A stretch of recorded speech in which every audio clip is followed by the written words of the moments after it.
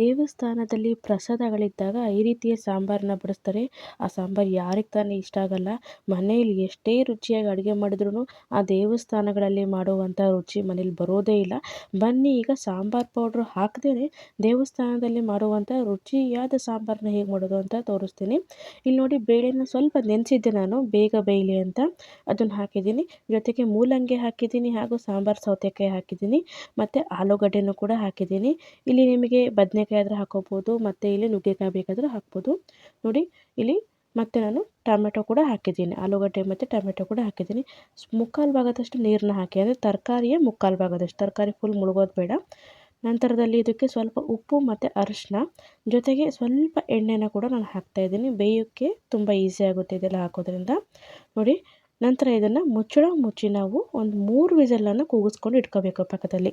ನಂತರ ನಾನು ಹೇಳ್ದಂಗೆ ಇಲ್ಲಿ ಸಾಂಬಾರು ಪೌಡ್ರ್ ಹಾಕ್ತಿಲ್ಲ, ಇನ್ಸ್ಟೆಂಟಾಗಿ ಮಾಡ್ಕೊಡುವಂಥದ್ದು. ಬನ್ನಿ ಏನೇನು ಹಾಕ್ತೀನಿ ಅಂತ ನೋಡೋಣ. ಒಂದು ಪ್ಯಾನ್ ಇಟ್ಕೊಂಡಿದ್ದೇನೆ. ಪ್ಯಾನ್ಗೆ 1 ಚಮಚದಷ್ಟು ಎಣ್ಣೆನ ಹಾಕಿದ್ದೀನಿ. ಎಣ್ಣೆ ಸ್ವಲ್ಪ ಬಿಸಿ ಆದಮೇಲೆ ಅದಕ್ಕೆ ಒಂದು 1/4 ಚಮಚದಷ್ಟು ಇಲ್ಲಿ ಮೆಂತ್ಯನ ಹಾಕ್ತಾಯಿದ್ದೀನಿ.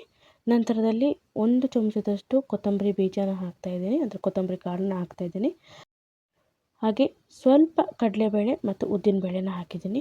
ತುಂಬ ಚೆನ್ನಾಗಿ ರುಚಿ ಕೊಡುತ್ತೆ. ನಂತರ ಇದನ್ನು ಸ್ವಲ್ಪ ಬಾಡಿಸ್ಕೊಳ್ಳೋಣ. ಇಲ್ಲಿ ನೀವು ಒಣಮೆಣ್ಸಿನ್ಕಾಯಿ ಇತ್ತಂದರೆ ಒಣಮೆಣ್ಸಿನ್ಕಾಯಿ ಹಾಕ್ಕೊಳ್ಳಿ. ನಾನು ಮೆಣಸಿನ್ಕಾಯಿನ ಇಲ್ಲಿ ಖಾರ ಮಾಡಿಸ್ಕೊಂಡಿದ್ದೆ, ಆದ್ದರಿಂದ ನಾನು ಖಾರನೇ ಹಾಕ್ತೀನಿ. ಇಲ್ಲಿ ನೋಡಿ, ಅರ್ಧ ಚಮಚದಷ್ಟು ಮತ್ತು ಇಲ್ಲಿ ಜೀರಿಗೆನೂ ಕೂಡ ಹಾಕಿದ್ದೀನಿ ನಾನು.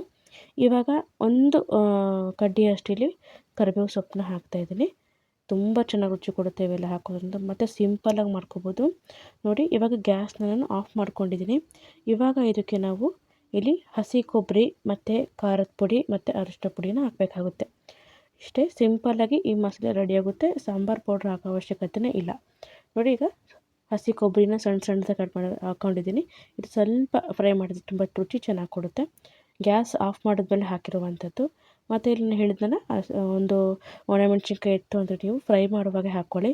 ಇಲ್ಲ ನೀವು ಖಾರದ ಪುಡಿ ಹಾಕ್ತೀರ ಅಂದರೆ ಗ್ಯಾಸ್ ಆಫ್ ಮಾಡಿದ್ಮೇಲೆ ಹಾಕ್ಕೋಬೇಕು, ಯಾಕಂದರೆ ಕಪ್ಪಾಗಿಬಿಡುತ್ತೆ ಅದರಿಂದ.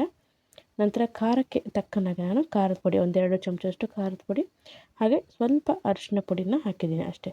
ಮತ್ತು ಇದು ಗರಂ ಮಸಾಲ ಬೇರೆ ಏನು ಹಾಕಬೇಕು ಅಂತಿಲ್ಲ, ಇಷ್ಟೇ. ಇದನ್ನು ಒಂದ್ಸರಿ ಮಿಕ್ಸ್ ಮಾಡ್ಕೊಳ್ಳೋಣ, ಯಾಕಂದರೆ ಸ್ವಲ್ಪ ಫ್ರೈ ಆದರೆ ಘಮ ಚೆನ್ನಾಗಿ ಬರುತ್ತೆ, ಯಾಕಂದರೆ ಖಾರದ ಪುಡಿ ಘಮ.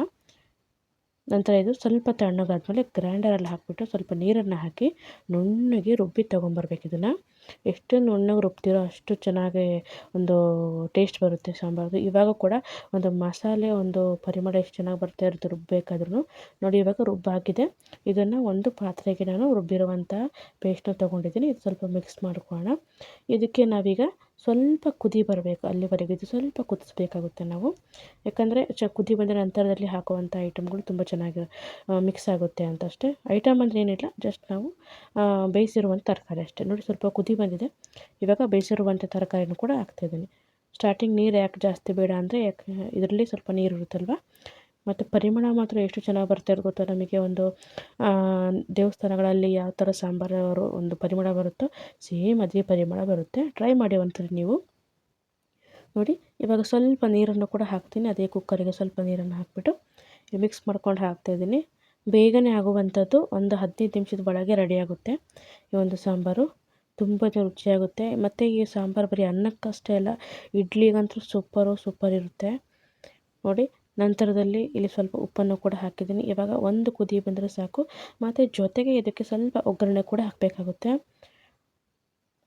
ನೋಡಿ, ಇವಾಗ ಸ್ವಲ್ಪ ಕುದಿ ಬರ್ತಾಯಿದೆ. ಒಗ್ಗರಣೆಗೇನೂ ಇಲ್ಲ, ಎಣ್ಣೆ ತೊಗೋಬೇಕು, ಸಾಸಿವೆ ಜೀರಿಗೆ, ಸ್ವಲ್ಪ ಇಂಗು, ಸ್ವಲ್ಪ ಕರಿಬೇವು ಸೊಪ್ಪು ಅಷ್ಟೇ. ಇದನ್ನು ಎಣ್ಣೆಯಲ್ಲಿ ಸ್ವಲ್ಪ ಫ್ರೈ ಮಾಡ್ಕೊಂಬಂದ್ಬಿಟ್ಟು, ಅಂದರೆ ಒಗ್ಗರಣೆ ಕೊಟ್ಬಿಟ್ಟು ಈಗ ಸಾಂಬಾರಿಗೆ ಹಾಕಿಬಿಟ್ರೆ ರುಚಿಯಾದ ಒಂದು ಶೈಲಿಯ ದೇವಸ್ಥಾನಗಳಲ್ಲಿ ಮಾಡುವ ರುಚಿಯಾದ ಶೈಲಿಯ ಒಂದು ಸಾಂಬಾರು ಅಂತ ಕರಿಬೋದು. ತುಂಬಾ ರುಚಿ ಇರುತ್ತೆ. ನೀವು ಟ್ರೈ ಮಾಡಿ, ನಿಮಗೂ ಕೂಡ ಇಷ್ಟ ಆಗುತ್ತೆ ಅಂತ ಹೇಳ್ತಾ, ಹಾಗೂ ಯಾರೆಲ್ಲ ನಮ್ಮ ಚಾನಲ್ನ ಫಸ್ಟ್ ಟೈಮ್ ನೋಡ್ತಿದ್ದೀರಾ ದಯವಿಟ್ಟು ಸಬ್ಸ್ಕ್ರೈಬ್ ಮಾಡ್ಕೊಂಡು ಲೈಕ್ ಮತ್ತು ಶೇರ್ ಮಾಡಿ. ಈ ಒಂದು ಸಿಂಪಲ್ ಸಾಂಬಾರು ನಿಮಗೂ ಕೂಡ ಇಷ್ಟ ಆಗುತ್ತೆ ನಿಜವಾಗ್ಲೂ. ನಾನು ಸ್ವಲ್ಪ ಇಲ್ಲಿ ಕೊತ್ತಂಬರಿ ಸೊಪ್ಪು ಹಾಕಿದ್ದೀನಿ, ಇದು ಆಪ್ಷನಲ್, ಬೇಕಾದರೆ ಹಾಕ್ಕೊಳ್ಳಿ, ಇಲ್ಲಾಂದ್ರೆ ಇಲ್ಲ. ಇಷ್ಟೇ ಸಿಂಪಲ್ಲಾಗಿ ನಮಗೆ ಸಾಂಬಾರು ರೆಡಿ ಆಗುತ್ತೆ. ಇದಕ್ಕೆ ನೀವು ಇಷ್ಟ ಆದ ತರಕಾರಿಗಳನ್ನು ಬೇಕಾದರೆ ನಾನು ಹೇಳ್ದಂಗೆ ಹಾಕ್ಕೋಬೋದು. ಮೇಯ್ನಾಗಿ ಇದಕ್ಕೆ ಸಾಂಬಾರು ಸೌತೆಕಾಯಿ ಹಾಕಿದ್ರೆ ತುಂಬ ರುಚಿ ಚೆನ್ನಾಗಿ ಬರುತ್ತೆ, ಮತ್ತು ನುಗ್ಗೆಕಾಯಿ ಹಾಕಿದ್ರೂ ತುಂಬ ಚೆನ್ನಾಗಿರುತ್ತೆ. ಈ ರೀತಿ ನೀವು ಕೂಡ ಮಾಡ್ಕೊಳ್ಳಿ ಅಂತ ಹೇಳ್ತಾ, ವಿಡಿಯೋ ನೋಡಿದ್ದಕ್ಕೆ ತುಂಬ ಧನ್ಯವಾದಗಳು. Thank you. ಬಾಯ್.